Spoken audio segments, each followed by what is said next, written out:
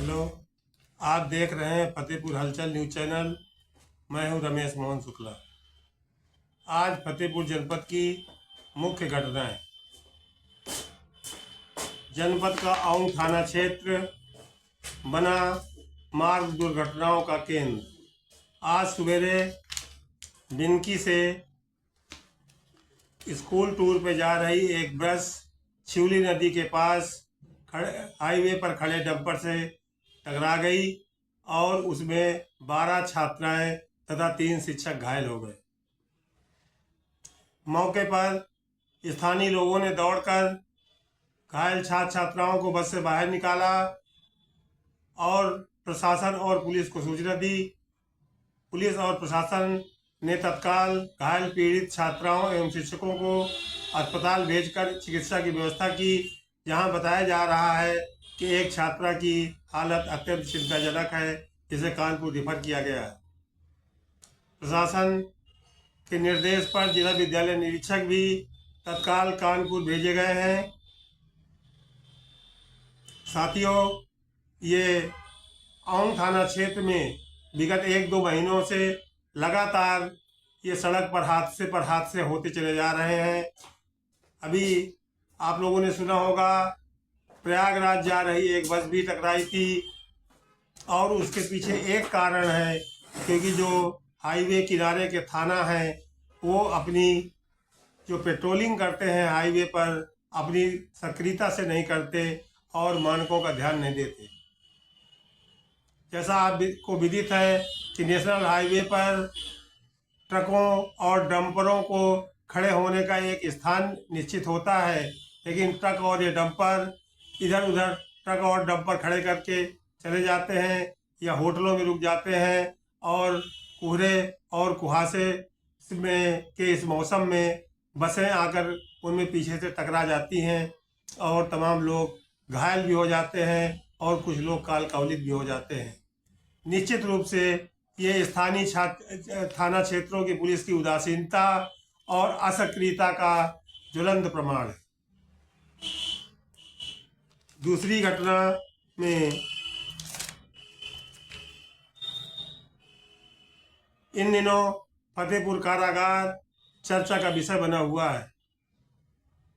जब से नए जेल अधीक्षक त्रिपाठी जी आए हुए हैं, इन्होंने कैदियों को उनकी क्षमता के अनुरूप उनसे काम लेकर उनके जीवन में आमूल परिवर्तन करा रहे हैं। फतेहपुर कारागार में निर्मित हो रहे इको फ्रेंडली झोला महाकुंभ 2025 प्रयागराज में चर्चा का केंद्र बने हुए हैं और इनकी भारी डिमांड है। जेल अधीक्षक ने बताया कि जीन से बना हुआ इको फ्रेंडली झोला 100 रुपये में और काटन से बना हुआ झोला 15 रुपये में बेचा जा रहा है, जिसके लाभांश का 20 से 25% उस संबंधित कैदी को भी दिया जाता है, जिससे वो और उत्साह से इन कार्यों को करने के लिए तैयार रहता है। जेल अधीक्षक के अनुसार अभी भी झोलों का निर्माण तीव्रता से हो रहा है। इसके अतिरिक्त लगभग 500 भगवा कुर्तों का भी उनको ऑर्डर मिला है, जिनके बनाने के लिए कच्चे माल की आपूर्ति उन्होंने कानपुर से मंगा कर दी है और बसंत पंचमी से पूर्व ये सभी सामग्री महाकुंभ प्रयागराज में भेज दी जाएगी। निश्चित रूप से ये एक सराहनीय पहल है जेल अधीक्षक की। जेल जिस उद्देश्य से बनाए गए थे और आज़ादी के बाद जो उनका मोटो रखा गया था कि वहाँ पर जो कैदी जाए उनकी क्षमता में, उनके संस्कारों में आमूल परिवर्तन हो, और इस समय फतेहपुर कारागार उसी दिशा में अग्रसर है। निश्चित रूप से जेल अधीक्षक फतेहपुर बधाई के पात्र हैं। तीसरी सबसे बड़ी खबर है, आज मंगलवार है।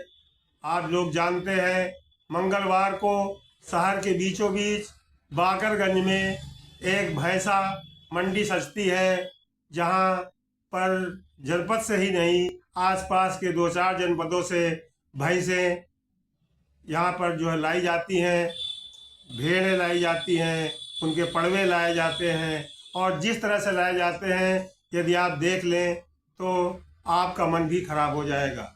एक वाहन में ठूस ठूस कर जिस तरह से भर करके इन जानवरों को लाया जाता है, उनसे उनकी दुर्दशा होती है। बहुत से जानवर बीमार भी होते हैं और इस आवागमन में वो मर भी जाते हैं, जिनकी दुर्गंध से इस क्षेत्र के आसपास के निवासियों का जीना हराम हो गया है। कई बार जिला प्रशासन ने इस मंडी को हटवाने के लिए प्रयास किया, लेकिन मंडी संचालकों का प्रभाव इतना ज़बरदस्त है कि हर बार जिला प्रशासन को उनके सामने नतमस्तक होना पड़ता है।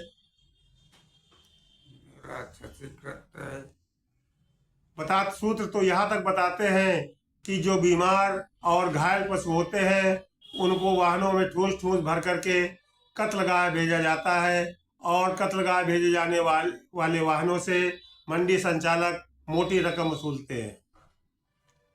साथियों, इसके अतिरिक्त बार बार ये कहा जा रहा है, लेकिन न तो जिला प्रशासन ध्यान दे रहा है, न शासन ध्यान दे रहा है। जिले में मोरम माफिया अपना एक छत्र राज्य चला रहे हैं। जिले का यमुना तटवर्ती क्षेत्र बालू मोरम की माफियागिरी का ज्वलंत उदाहरण बना हुआ है। प्रशासन भी उसी हिसाब से सीजन वाइज इन यमुना तटवर्ती क्षेत्रों के थानों में थानाध्यक्षों की नियुक्ति भी करती है। जिस समय मोरम खदान का सीजन शुरू होता है, उस समय के लिए दूसरे थानाध्यक्ष नियुक्त किए जाते हैं, और जब सीजन ऑफ हो जाता है तो थानाध्यक्ष दूसरे बदल दिए जाते हैं। तो साथियों, ये आज की फतेहपुर की मुख्य खबरें। आप देखते रहिए फतेहपुर हलचल न्यूज चैनल। मैं हूँ रमेश मोहन शुक्ला। धन्यवाद।